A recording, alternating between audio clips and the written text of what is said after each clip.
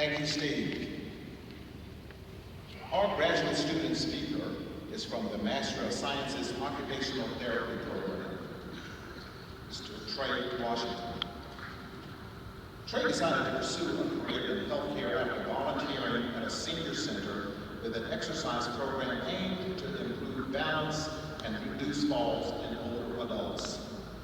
Witnessing a significant improvement in the participants' ability over the course of 8 weeks provided him with a tremendous sense of fulfillment and purpose.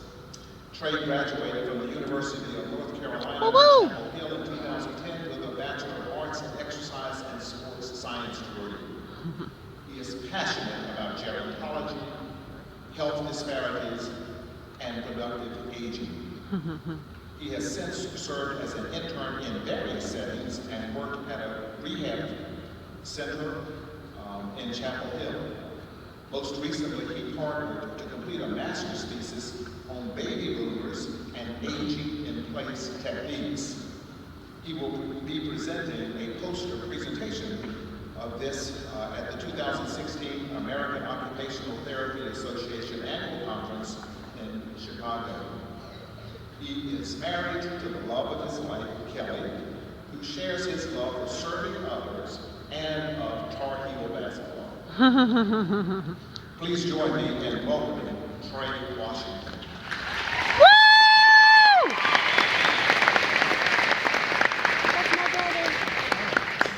Good morning, everyone. Can you hear me okay? All right. Thank you, Dr. Bishop. Thank you for the board of directors, faculty and staff, students and family, for the privilege of speaking to you this morning. I'm truly honored and grateful. I would like to take a moment to wholeheartedly congratulate each and every one of my peers in the master's, baccalaureate, and associate's degree programs on your accomplishments today. We finally did it.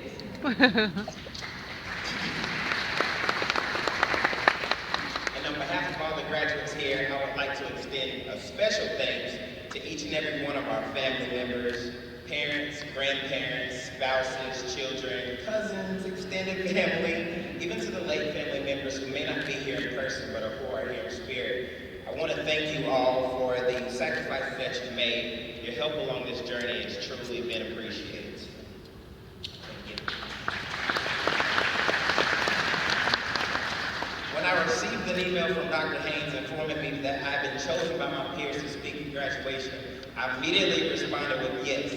And then a couple hours later, after Scandal and Grey's Anatomy went off, I reread his email a bit more carefully and wondered, what did I just get myself into?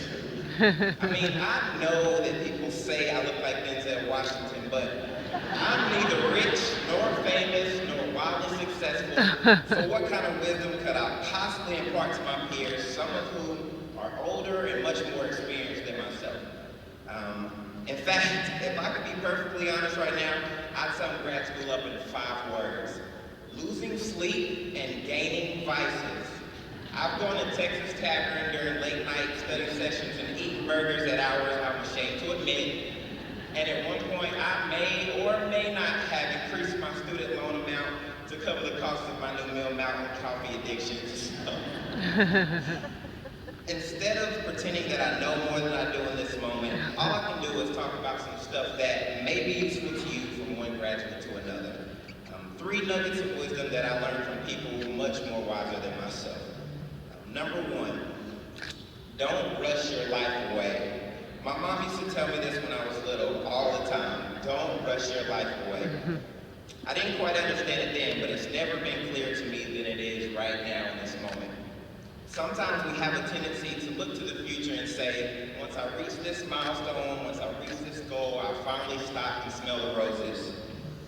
But you miss out on so much in between, and before you know it, again, you're in that cycle of saying, once I reach this next goal, once I reach this next milestone, I'll finally stop and smell the roses. So don't rush your life away, waiting anxiously for what tomorrow holds. Maybe you're like me, and in the back of your mind, impending licensure exams and the hunt for that perfect job is already beginning to stress you out a little bit. Or maybe you're the complete opposite and you've already found that dream job, and or you have the opportunity to relocate to a place that you've always wanted to live. Whichever side you're on, I will caution you nonetheless, don't rush your life away.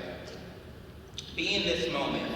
Today you're here with all of your friends and classmates, some of whom you may not see in a long time from now or may not ever see again. So enjoy this moment. You've reached the peak of your scholastic journey.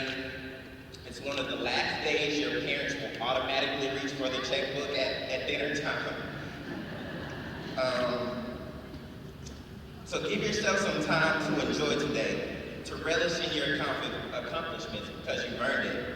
Tomorrow and all of its challenges will be there. Number 2, drink more water. That's it, nothing deep or philosophical there. I feel like that's pretty solid advice. Just drink more water. Number 3, the third and final little nugget of wisdom I'll pass along to you is something that I learned recently during one of my clinical rotations. I feel like this one is particularly important for a lot of us. A lot of us have been students for the great majority of our life, and we're about to finally venture out into this mysterious world of work. So the lesson that I learned is work is an opportunity to love your neighbor and serve them through whatever it is that you do. During one of my rotations in the nursing home, Trey has referenced everyone in the building knew that I was a student. I'm pretty sure the deer in headlights look was a dead giveaway. This one particular moment, I happened to meet this nursing assistant who I later discovered immigrated from West Africa to the States with little to nothing, and he's working as a CNA to support his family while he was finishing nursing school. My clinical instructor and I were training a patient on how to dress himself following a hip replacement when the CNA walked into the room. His hands were full of trash bags. He had this great big smile. I'll never forget it. He introduced himself to me, told me his background, and upon finding out that I was a student, of course, he offered the following words of encouragement. It's not us, meaning the healthcare workers, that bring healing. It's God working through us. We're God's hands. He continued, sometimes you may not feel fairly compensated for the work that you do, but always remember that what we do for those who've entrusted us with their lives, we also do unto God. Finally, he said, nothing we do here, from the treatments to cleaning up spills, is done in vain. It was an awesome moment that challenged me to look at this future career in healthcare, not simply as a means of personal fulfillment or a way to make money, but also as a way to look at work as a means to love my neighbors and serve them through my work. I firmly believe that each and every one of the graduates here was given unique gifts and talents in order to do for one another in this world what God intends to do for us and through us. And if we want to make a difference in this world and in the lives of the people that we serve, the best way to do that is simply put our heads down and do good work. Whether you're training a child on handwriting skills, administering IV antibiotics, suturing a wound following a surgery, or even small things like fixing a patient a cup of water or cleaning up a rehab gym floor, when we approach our daily work as an act of service, everything has meaning, everything has purpose. The late John Coltrane, saxophonist and composer, perfectly illustrates this very subtle but impactful way of looking at work as a way to love our neighbors and serve our neighbors through our work. While speaking in regards to one of his most famous albums called Love Supreme, which, to put into perspective, sold 500,000 copies back in the 1970s when he typically only sold around 30,000, he said, I simply ask to be given the means and privilege to make others happy through music, to inspire them to realize more and more of their capacities for living meaningful lives, because there certainly is meaning to life. What Coltrane asked for was not to become wildly successful, but for the ability to make others happy through his work. So in summary, to the graduating class of 2015, as you move out into this working world, wherever you may end up, my hope for each and every one of you is that you remember to never rush your life away.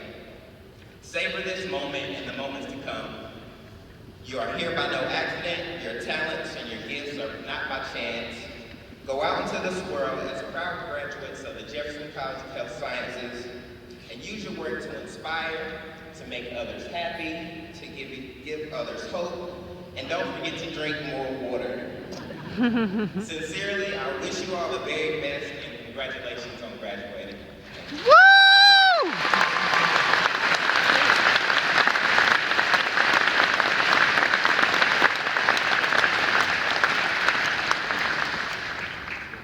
I want to express my deep appreciation and thanks to Denzel, excuse me.